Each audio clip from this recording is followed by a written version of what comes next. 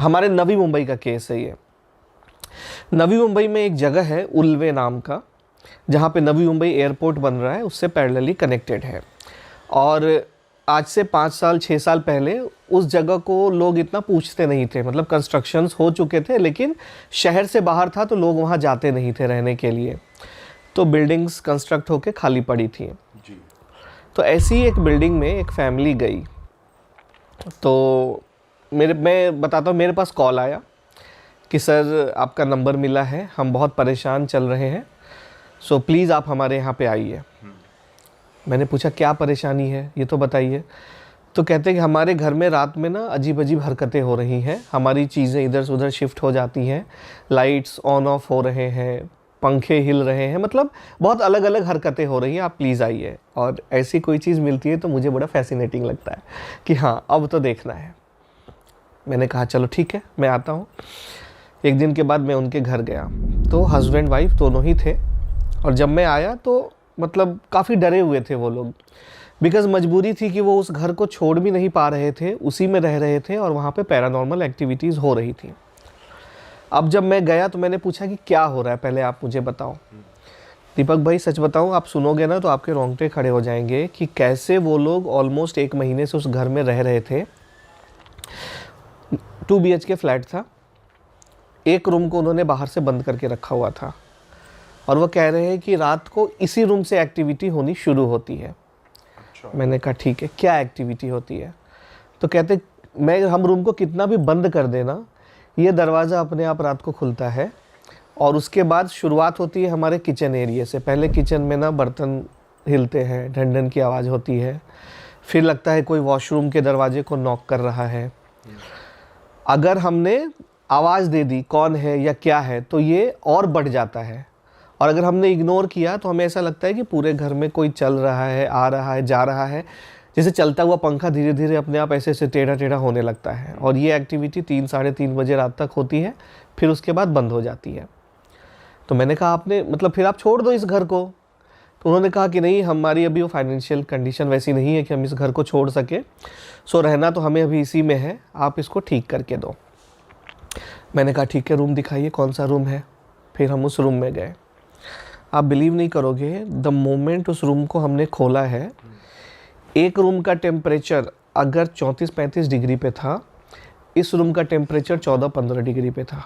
इतनी ठंडक। मैंने पिछले पॉडकास्ट में भी बताया था कि जहाँ भी निगेटिव एनर्जी आएगी वहाँ पे टेम्परेचर ड्रॉप होगा, ठंडक सी रहेगी, because negativity is what, it's lack of positivity. और एनर्जी जहाँ है वहाँ पॉजिटिविटी है, एनर्जी है मतलब गर्मी है, एनर्जी नहीं है मतलब ठंडक है। तो आप मतलब बीच में खड़े होकर पूरा देख सकते थे कि यहाँ पे 34-35 डिग्री की गर्मी है, यहाँ 14-15 डिग्री की ठंडक है। मैंने इनको रोका, आप रुको। मैं अंदर गया, आह्वान किया मंत्रों से। मैंने कहा जो भी शक्ति है पहले मुझे इशारा दो कि तुम यहाँ पे हो। जैसे आपकी वो पेंटिंग टंगी है ना, ऐसे एक कैलेंडर टंगा था वहाँ पे, वो अपने आप हिलना शुरू हो गया। मेरे अभी रोंगटे खड़े हो रहे हैं। वो कैलेंडर ऐसे दाहिने बाएं हिलना शुरू हो गया, क्योंकि मैंने मंत्रों से इन्वोक किया था कि अगर तुम हो तो पहले मुझे इशारा दो। जनरली हम अपना पेंडुलम लेके जाते हैं, जो डाउजिंग रॉड होता है, रॉड से तो हम कैच कर लेते हैं कि भाई जो भी है जहाँ भी जा रही है उसको हम कैच करते हैं। या हमारे पास EMF मीटर होता है कि EMF मीटर हम ऑन करेंगे, अगर कोई निगेटिविटी है उस मीटर में मालूम पड़ जाता है। आपने देखा होगा, ghost hunters they use it. But मैं भाई माता रानी का साधक हो, तो मीटर्स आपके भरोसे के लिए चाहिए, हमें तो पता चल जाता है। मैंने बोला कि हो तो बताओ। कैलेंडर हिलना शुरू हुआ, मैं समझ गया कि यहीं पे है। मैंने इन लोगों को बाहर रोका, इनसे कहा कि आप बाहर बस एक अगरबत्ती जला के रख दो मेरी सेफ्टी के लिए, कि अगर ज़रूरत पड़ी तो हम पॉजिटिव माहौल तुरंत क्रिएट कर पाएँ। फिर मैं 2 मिनट वहाँ पे नीचे बैठा। मैंने उससे कनेक्ट करने की कोशिश की कि भाई हुआ क्या, क्यों परेशान कर रहे हो इनको। आँख बंद करके जब मैंने साधना में देखा तो एक 20-22 साल की लड़की थी जिसने इस घर में सुसाइड किया था, और उसने बहुत ही मतलब विषम परिस्थितियों में सुसाइड किया था कि मैं पॉडकास्ट पे नहीं बता सकता। उसकी वो हालत कर दी गई थी कि मजबूरन उसने सुसाइड किया, और ये बात बिल्डर ने बताई नहीं किसी को। सर बताओ ना, सुसाइड क्यों करा उन्होंने? देखो सुसाइड का बहुत बार ऐसा रीज़न रहता है कि मतलब गलत फ़ायदा उठाया गया किसी फीमेल का, तो वो बोल नहीं पाई बाहर, और उसने सुसाइड कर लिया उसी फ्लैट में, जब ये बिल्डिंग कंस्ट्रक्शन की हालत में था तब। अच्छा। उस वक्त उसने सुसाइड किया तो उसकी आत्मा उसी एरिया में फंसी रह गई। और बिल्डर ने या जो भी लोग थे उन्होंने ये बात बाहर बताई नहीं, बहुत सारी चीज़ें तो साइड बाय साइड निकल जाती हैं। तो मैंने फिर उससे कनेक्ट करके पूछा कि अब तुम्हें चाहिए क्या? तो वो कह रही कि नहीं मुझे कुछ नहीं चाहिए, मैं यहाँ किसी को नहीं रहने दूंगी। जब सबने मुझे नहीं रहने दिया तो मैं भी किसी को नहीं रहने दूंगी। मैंने कहा अब ये तो गलत बात है, ऐसा नहीं हो सकता। ये सारी बातें हमारी साधना में ही चल रही है, कनेक्शन। मैंने उसको कहा कि देखो जिसने तुम्हें परेशान किया या जो भी किया, इस फैमिली का तो उससे कुछ नहीं है ना, तो इनको क्यों परेशान कर रही हो? तो कहती नहीं ये यहाँ पे आ गए हैं तो इनको तो परेशान होना ही है। फिर मैंने उसको एक दिन का टाइम दिया। हमने बोला कि देखो जो भी चाहिए तुम्हें, भोग चाहिए, कुछ चाहिए, ले लो और यहाँ से चली जाओ। और आपको रूप भी दिख रहा है उसका उस दौरान जब आप बात? नहीं, रूप ऐसे दिखता नहीं है, जस्ट एक कम्युनिकेशन होता है। ऐसा नहीं है कि वो इंसानी रूप में कोई सामने आ जाता है, बस we can feel the entity. हमारा एक टेलीपैथी में कैसे बातें होती हैं उस हिसाब से बस बातें हो जाती हैं। ऐसा नहीं कि कोई सामने बैठ के डिस्कस कर रहा है।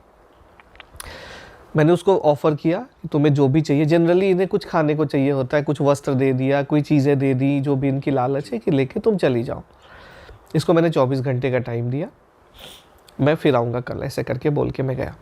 और इनको क्या बोला कि जैसी शाम होगा आप 1 किलो मिठाई, एक नया कपड़ा रख दीजिए, थोड़ा सा दिया अगरबत्ती जला के जो भी चीज़ें हम अर्पण करते हैं अपने पितरों को या वो सारी चीज़ें अर्पण कर दीजिए। इन्होंने शाम को किया। उस दिन रात को कोई एक्टिविटी नहीं हुई, हमें लगा चली गई। उनका अगले दिन फ़ोन आया, प्रमित जी कोई एक्टिविटी नहीं हुई, थैंक यू सो मच, ये वो सारी चीज़ें हो गई। 2-3 दिन के बाद फिर से कॉल आता है कि सर वो तो बहुत ज़्यादा ही परेशान कर रही है, अब तो रूम के दरवाजे धड़ाम धड़ूम सब शुरू हो गया है।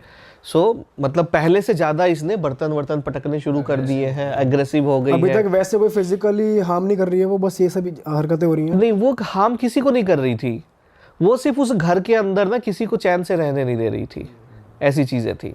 और जब उनका ये कॉल आया तो मैंने कहा ठीक है, एक दिन और देखिए, हो सकता है वो चली गई हो, बिकॉज बिहेवियर में चेंजेस है, शायद कुछ और आया हो, मे बी ये भी निकल जाएगा, क्योंकि इनके भी अपने दोस्त बन जाते हैं जो ढूंढते ढूंढते आ जाते हैं कि हाँ भाई आज क्या चल रहा, कितने परेशान करे। अच्छा, इनकी भी लॉबी होती है? हाँ, इनकी भी लॉबी होती है, प्रेतों की भी लॉबी होती है। अच्छा, सब एक दूसरे से मिलते जुलते रहते तो हैं। ऐसे डिस्कस करते हैं आपस में कि मैं इस घर वाले को परेशान करने जा रहा हूँ या मैं इसको इतना कर चुका हूँ? सर ये कैसे पता चला आपको? ये तो बड़ा हार्ड टू बिलीव साउंड कर रहा है। ये जब आप तंत्र में जाओगे तो आपको समझ में आएगा। जब आप किसी अघोड़ी से बात करोगे तो दे विल टेल यू कि ऐसी चीज़ें होती हैं। हाँ, उधर कोई जाता नहीं उस एंगल पे, बट हमने तो देखा है ना बहुत सारे। फिर मैंने कहा एक दिन और रुक जाओ, आप देख लेते हैं क्या कहानी, कोई और तो नहीं आया। एक्टिविटी चालू रही, तब हमें आया गुस्सा, बोले अब नहीं गई ना, अब भगाना पड़ेगा। मैंने थोड़े से प्रोजेक्शंस बढ़ाए, फिर ये उनके घर से निकल के फिर हमारे पास पहुंच गई। जब हम कहीं भी प्रोजेक्शंस लगाते हैं तो वो प्रेत ऐसा ही करता है। कैसे लगाते हो सर आप? हम अपने मंत्रों से, अपनी साधनाओं से, पूजा पाठ से। दोबारा उस रूम, उस घर पे फिर जरूरत नहीं पड़ी ना, बिकॉज एक बार हमने जिस चीज़ को देख ली है उससे तो हम कहीं से भी कनेक्ट कर सकते हैं। ओके। तो मैंने कहा कि अब ये वाला हवन करना पड़ेगा, ये पूजा करनी पड़ेगी। हमने शुरुआत करी, पूजा की। जैसी पूजा शुरू की वो उनको छोड़ के पहुंच गई मेरे ऊपर, बहुत परेशान किया। और अगले दिन से उनके वाइफ की तबीयत ख़राब होने लगी बहुत ज़्यादा। मतलब एकदम से ना वाइफ का बिहेवियर चेंज हो गया। वो अच्छी खासी पढ़ी लिखी एक स्कूल में टीचर थी, एकदम से ना अजीब अजीब हरकतें करने लगी। मतलब बहुत गंदा रहने लगी, वॉशरूम से आती तो हाथ नहीं धोती, घर में झाड़ू पोछा करना बंद कर दिया, चूल्हा साफ़ करना, बर्तन साफ़ करने बंद कर दिए, एकदम अजीब सी गंदी हरकतों में पड़ गई। और मैंने उनके हस्बैंड को बोला था कि द मोमेंट हम पिक फाइट करेंगे, क्योंकि कई बार प्रेतों से लड़ना पड़ता है, अगर वो खुद चले गए तो बहुत अच्छी बात है, अगर ज़िद में आ गए तो फिर हमें मार के भगाना पड़ता है। और प्रेतों को तो मैं मार मार के भगाता हूँ, मैंने तो कहा ही है, छोटे मोटे प्रेत तो मैं दौड़ा दौड़ा के मारता हूँ। तो पिक फाइट सीन हुआ, तब उसने परेशान करना शुरू किया उनकी वाइफ को। और आप बिलीव नहीं करोगे, 2-3 दिन तक मैं अपने घर से ही इस काम को कर रहा था।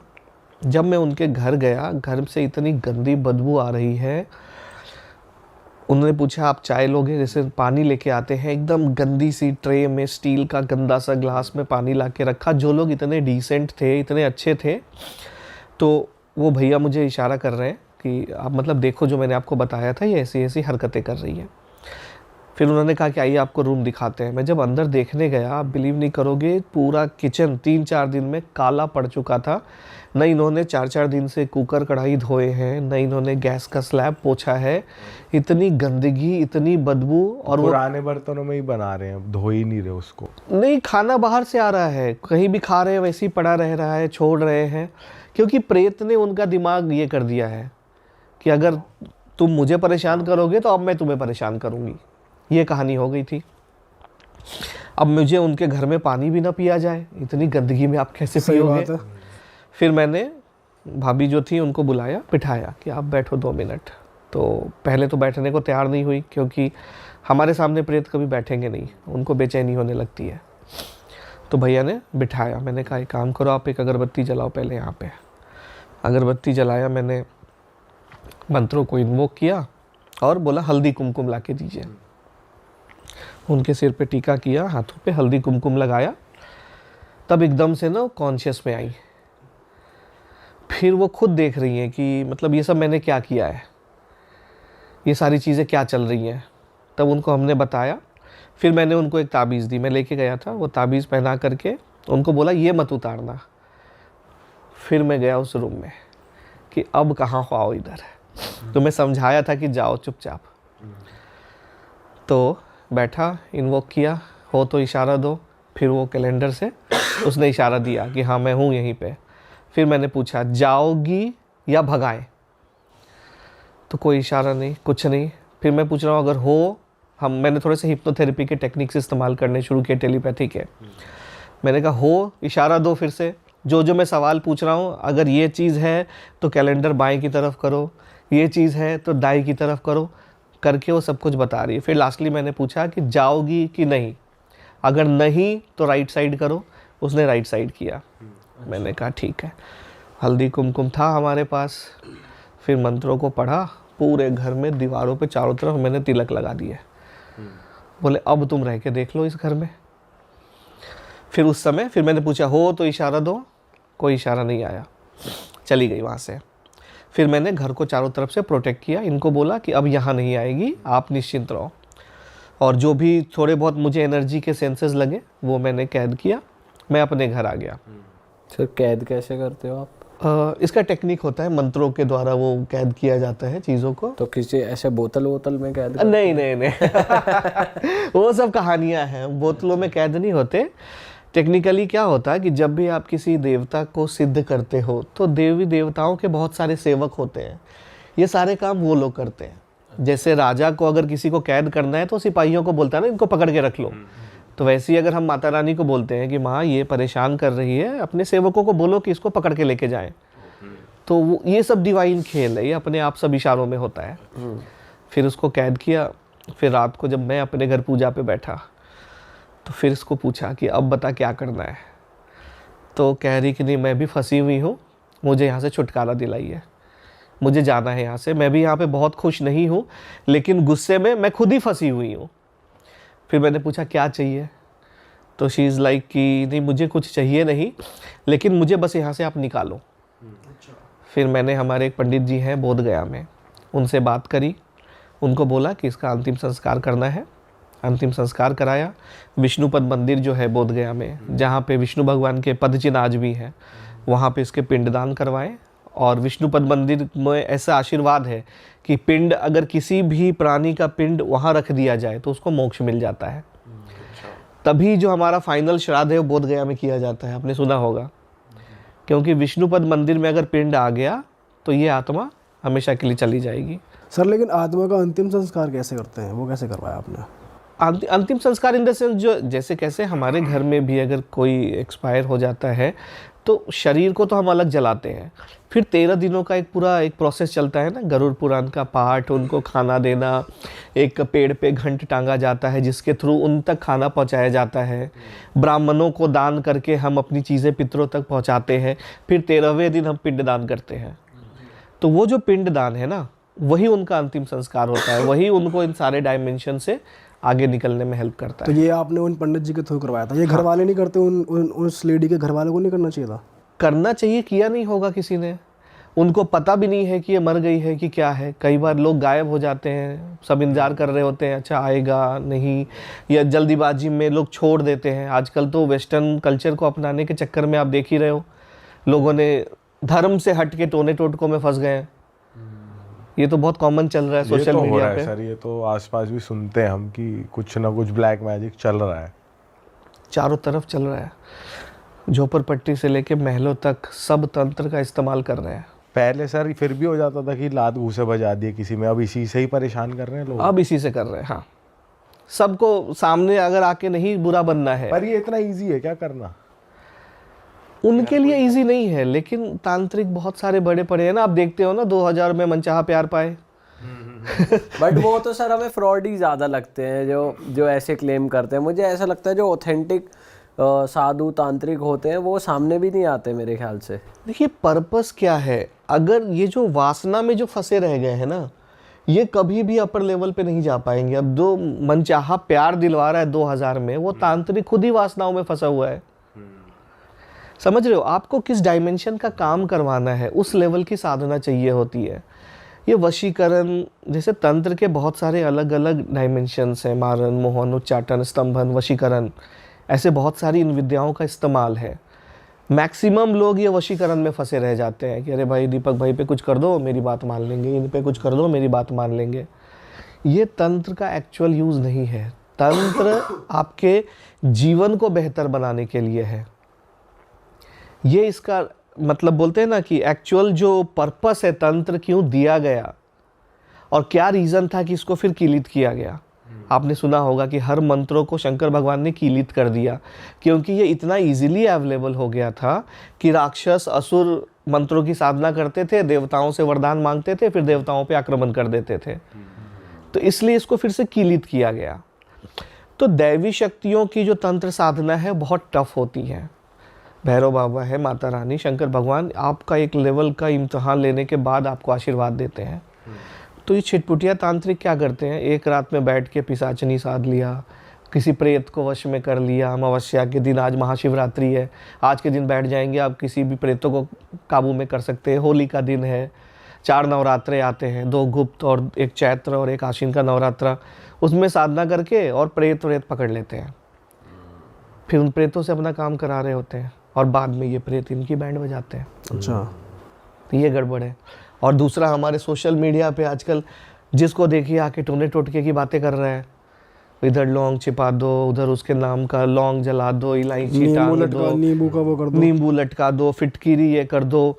एक तो मैंने देखा था, मुझे इतनी शर्म आ रही थी, मतलब शी इज़ अ लेडी, वो आके बता रही है कि अपने पीरियड्स का ब्लड पिला दो तो बॉयफ्रेंड तुम्हारे इसमें आ जाएगा। And she is very famous, आपने उनके सुने होंगे। निम्न स्तर पे गिरे जा रहे हैं लोग। एक दैवी शक्तियों के लिए लोग कहाँ के टोने टोटके इस्तेमाल कर रहे हैं। आप देखो ना, कोई आके बोल रहा है हाथ पे ग्रीन कलर से ये लिख लो, या न्यूमरोलॉजी को भी जितना बदनाम कर दिया गया है, लोशु ग्रिड को गलत तरीके से प्रिडिक्ट करके, मोबाइल नंबर, न्यूमरोलॉजी, मतलब कुछ भी करके जनता को बेवकूफ़ बनाया जा रहा है। सर ये तो हमने हमारे पॉडकास्ट में ही सुना है, देखा है, और लोगों से, लोग यहाँ पे आए, उन्होंने बताया कि मोबाइल नंबर की न्यूमरोलॉजी करो या फिर यहाँ पे ग्रीन पेन से लिखो। वो सब आप कह रहे हैं कि आपको, आपके हिसाब से वो सही नहीं है? आप करके देखो, कोई एनर्जी नहीं आती है। ये सारी, मैं न्यूमरोलॉजी को गलत नहीं बोल रहा, अंक शास्त्र हमारे ज्योतिष वेदों का हिस्सा है, लेकिन कौन सा वैदिक अंक शास्त्र। ये जो लोशु ग्रिड है, इट इज़ फ्रॉम चाइना, और चाइना ने हमारी सारी विद्याओं को कॉपी किया है। मैं वास्तुशास्त्र पढ़ाता हूँ, इसी वास्तुशास्त्र को चाइना ने कॉपी करके फेंगशुई बना दिया। हमारे कुबेर जी को लाफिंग बुद्धा बना दिया। हमने बोला साउथ ईस्ट में घोड़े लगाओ, लाल घोड़े, क्योंकि लाल रंग फायर है, घोड़ा पावर एंड स्पीड है। वो बोलते नहीं, ड्रैगन लगाओ, हमारा ड्रैगन भी मुंह से आग फेंकता है, तेजी से भागता है। चीज़ें वही हैं, मुखौटा बदल बदल के पेश करना शुरू कर दिया। तो हमारा जो वैदिक अंक शास्त्र था, उसको बदल के इन्होंने लोशु ग्रिड में कन्वर्ट कर दिया। और जनता, कोई चीज़ जब इंडिया से बाहर से आ रही है तो उसके पीछे भाग रही होती है कि विदेशी बोल रहा है ना, मतलब वो चीज़ सही होगी। हाँ, सही बात है। इसी चक्कर में हमारे सनातन धर्म का नाश हुआ जा रहा है और लोग टोने टोट के परोस रहे हैं, कुछ भी कर रहे हैं। आजकल पॉडकास्ट में आके ग्रीन पेन से ये लिख लो, पेपर पे लिख करके इधर जला दो, कुछ नहीं होता है। आपको जो चाहिए आप भगवान से मांगो, किसी एक से जुड़ो, लेकिन जुड़ो, जिस शक्ति से जुड़ना है आप जुड़ जाओ। और दूसरी सबसे बड़ी गलती लोग क्या कर रहे हैं कि पॉडकास्ट सुनते हैं किसी एक देवता के ऊपर। आजकल सबसे कॉमनली मार्केट में जिस पॉडकास्ट को परोसा जा रहा है उसमें दो लोग हैं, एक भैरव बाबा, दूसरा बगलामुखी माता। महाविद्या के मंत्रों को इतनी आसानी से लोगों के बीच में फैलाया जा रहा है कि लोग डिजास्टर कर रहे हैं उन मंत्रों से। ये मंत्र इतने पावरफुल है। महाविद्या मतलब होता क्या है, सबसे पहले लोग वो नहीं समझ रहे हैं। जैसे देवों के देव महादेव हैं, वैसी सारी विद्याओं में जो सबसे ऊपर है वो है महाविद्या। करेक्ट? 10 महाविद्या आपने सुना होगा। सारी विद्याओं में सबसे पावरफुल इज महाविद्या। और पॉडकास्ट में आके उस महाविद्या के मंत्र को सीधा बोल दिया जा रहा है। मंत्रों में शक्ति है, मंत्रों में पावर है, लोग उसका जाप कर रहे हैं और किसी भी पर्पस के लिए फायर कर रहे हैं कि भाई वो मेरे वश में आ जाए, इसकी मृत्यु हो जाए, और होने लगता है ये सब कुछ। लेकिन चित्रगुप्त सब लिख रहे हैं। बाद में इनके साथ जो होता है, क्योंकि मैंने एक एग्जांपल से आपको समझाऊं कि समझिए आपको मोदी जी से कनेक्ट होना है। आप चाहते हो कि रियल टॉक के स्टूडियो में मोदी जी आए।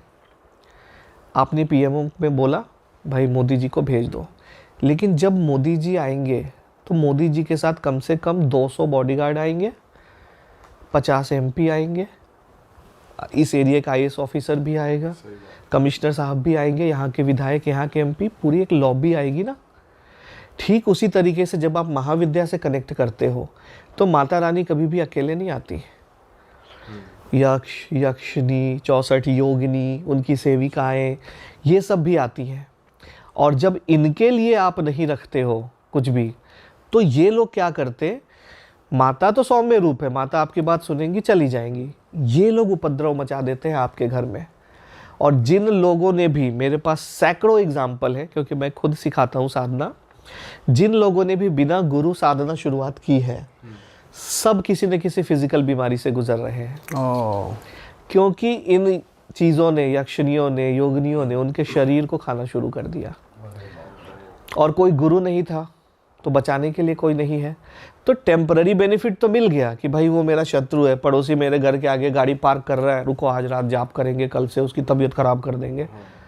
यही लोग इस्तेमाल कर रहे हैं। मेरे घर के सामने कचरा फेंक दिया, अरे मेरे बड़े भाई की तरक्की हो गई, उसकी वाइफ तो बहुत ये कर रही है, स्मार्ट बन रही है, रुको अभी उसको बीमार कर देते हैं, और मंत्र जाप कर रहे हैं। मतलब किन निम्न कोटि की चीज़ों में लोग फंसे पड़े हैं। ये पावर आने के बाद आप जन कल्याण कर सकते हो, पूरे मास का कल्याण कर सकते हो, और लोग 4 लोगों को परेशान करने में लगे पड़े हैं और एंड में वो खुद परेशान होकर रह जाते हैं। सर कोई इसी से रिलेटेड केस है जिसमें आप टोने टोट के से कोई परेशान हुआ हो? मैं बताता हूँ, मेरी बहुत करीबी दोस्त का ही है। कहीं से उसने ये सुना कि बगलामुखी माता का जाप करने से आपके सारे शत्रु नाश हो जाते हैं। मेरे पास आई क्रॉस चेक करने की, प्रमित तू तो माता का साधक है, सो इससे ऐसा होता है क्या? मैंने बोला हाँ बिल्कुल होता है। तो नहीं, मैंने पॉडकास्ट में सुना है कि ये वाला मंत्र है, 36 अक्षरी मंत्र जो है, जो ओम लीम बगलामुखी सर्वदुष्टानां वाचो मुखम पदमस्तंभे जीवाम की ले बुद्धि विनाशे लीम ओम स्वाहा, जो 36 अक्षरी मंत्र है, इससे किसी का भी नाश कर सकते हैं। मैंने कहा हाँ कर सकते हैं। तब उसने मुझे बताया नहीं कि क्यों पूछ रही है, शुरू कर रही है या हाँ, कुछ ऐसा। उसने क्रॉस चेक किया। मैंने कहा हाँ कर सकते हैं। भाई माता, आप तो एक ओम पढ़ के भी बहुत कुछ कर सकते हो। बीज मंत्रों में अगर आप 36 अक्षरी नहीं पढ़ रहे, आप सिर्फ लीम बोल दो, हीलीम इज द बीज मंत्र ऑफ संपूर्ण मंत्र। तो कैसे जानना, जागृत करना है, ये ट्रिक सिर्फ तांत्रिकों को पता होता है। उसने मुझसे पूछा, मैंने बोला हाँ कर सकते हैं। फिर उसने कॉल रख दिया। थोड़े दिनों के बाद उसके पूरे परिवार में हड़कंप मच गया, एकदम से भयंकर। पॉलिटिकल करियर था, एकदम से ना चारों तरफ से शत्रु सामने आने लगे। ये भी परेशान कर रहा, वो भी परेशान कर रहा। और उसका जो हस्बैंड था, he started misbehaving with her. बच्चे भी बात नहीं मान रहे, बच्चों की भी तबीयत ख़राब हो रही है। एकदम से ना पूरे परिवार में उथल पुथल मच गया।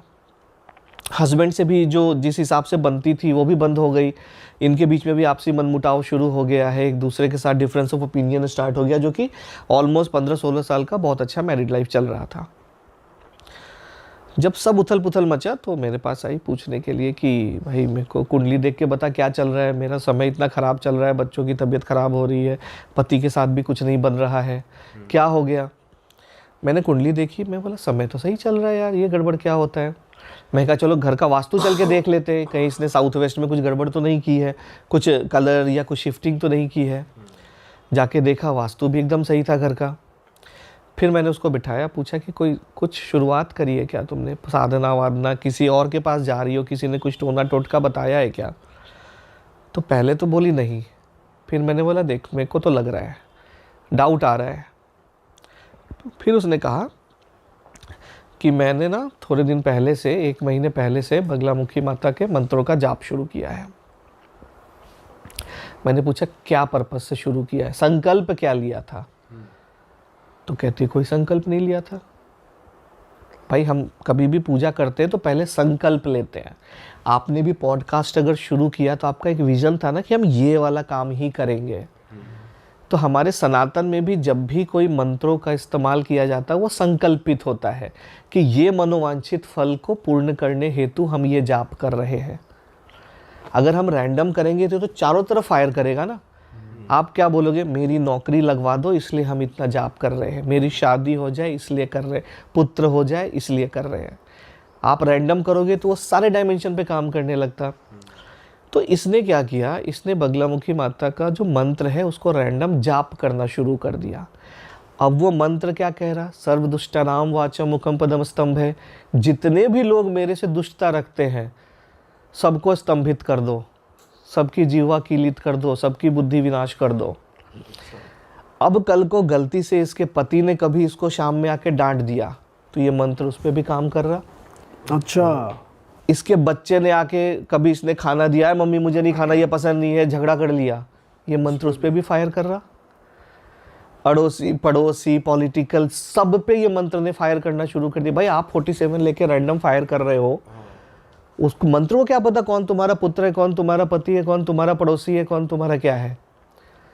उसने रैंडम फायरिंग स्टार्ट कर दी। पूरे जीवन में हड़कंप मच गया था उसके। फिर मैंने इमीडिएटली उसको बोला अभी कभी संकल्प लो, माता से क्षमा मांगो और यहीं के यहीं इसको स्टॉप करो। बोलो कि जो आपने किया बहुत बहुत धन्यवाद, अब आप अपने लोक को प्रस्थान कीजिए, अगर भविष्य में कभी ज़रूरत पड़ेगी माता हम फिर आपको बुलाएंगे। करके उसका उद्यापन करवाया, तब जाके धीरे धीरे चीज़ें जो है वो सेटल होने लगी। तो लोग पॉडकास्ट में आके मंत्रों को परोस रहे हैं, प्रोसीजर कोई नहीं बता रहा कि इस्तेमाल कैसे करना है। भाई आपने दुकान खोल ली, बोला ये लो 47 खरीद के ले जाओ, उसको संभालना भी तो सिखाना है कि हर जगह नहीं चलाना है। और मैंने प्रैक्टिकल इसलिए बताया कि आप देखो ना, आप बोल रहे हो सर्व दुष्टा नाम, जो भी दुष्ट है, जो भी मेरे बारे में बुरा सोच रहा, पति सोच रहा, बच्चे सोच रहे, बच्चे भी तो गालियां देते ना, मेरे मम्मी पापा को कुछ नहीं आता यार, कहाँ पैदा हो गया मैं। हर बच्चा सोचता है बचपन में। अब मंत्र देख रहा है इसके खिलाफ दुष्ट साथ की भावना, बीमार कर दो। तो ये चीज़ें, ये मुझे लगता है पॉडकास्ट में भी आज तक किसी ने नहीं बताया है, क्योंकि मेरा तरीका थोड़ा अलग है। मैं एक स्पिरिचुअल डायमेंशन में होते हुए भी यहाँ के डायमेंशन में रहता हूँ।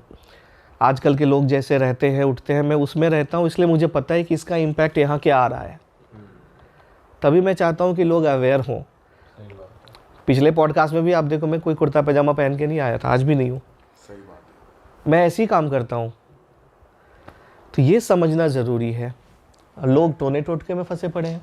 ये तो सर बहुत ज़्यादा हो रहा है कि पॉडकास्ट पे कोई भी आके बोल रहा है इस टाइम ये मंत्र बोलना है, लोग चालू हो जाते हैं। हाँ, भैरव बाबा का मंत्र कितना पावरफुल मंत्र है वो। उसके पहले का संकल्प कोई नहीं बता रहा। भैरव बाबा आए तो क्या प्रसाद चढ़ाओ, उनको क्या खिलाओ, डेली क्या अर्पण करो, कोई नहीं बता रहा। सीधा भैरव मंत्र है, ओम भैरवाय नमः कर दो, अरे जब वो कनेक्शन बनने लगता है तो आपको उनको बहुत सारी चीज़ें देनी पड़ती हैं, वो कौन बताएगा? संकल्पित करना होता है इन चीज़ों को कि ये पर्पस है, इसलिए करना है, न्यास है, बहुत सारी चीज़ें हैं, हवन है, कोई नहीं कर रहा, सब बैठ के जाप कर रहे हैं। और यूज़ कहाँ हो रहा? आपको लग रहा है कि हमारा ये बंदा मेरी बात नहीं मान रहा, रुको आज मंत्र जाप करके इसको बताते हैं। लोग अपनी वर्चस्व दिखाने के लिए मंत्रों का इस्तेमाल कर रहे हैं, जन कल्याण किसी के मन में नहीं है। सब ये दिखाना चाह रहे हैं मुझे ऊपर उठ जाना है। अरे वाह, आपने ये वीडियो यहाँ तक देख ली भाई, तुमने हमारी मेहनत सफल कर दिया। तुम ही लोग हो असली रियल हिट। और अगर आपको बहुत मज़ा आ रहा है ऐसी क्लिप्स में, ऐसी वीडियोस में, तो फटाफट जाइए प्लेलिस्ट पे बिंज वॉच कीजिए, सारी वीडियोस देख डालो और मौज काटो। That is it. हम मिलेंगे नए पॉडकास्ट में, नई क्लिप में। Till then bye bye, see you, take care, do subscribe. Best of real talk online. Okay, bye bye.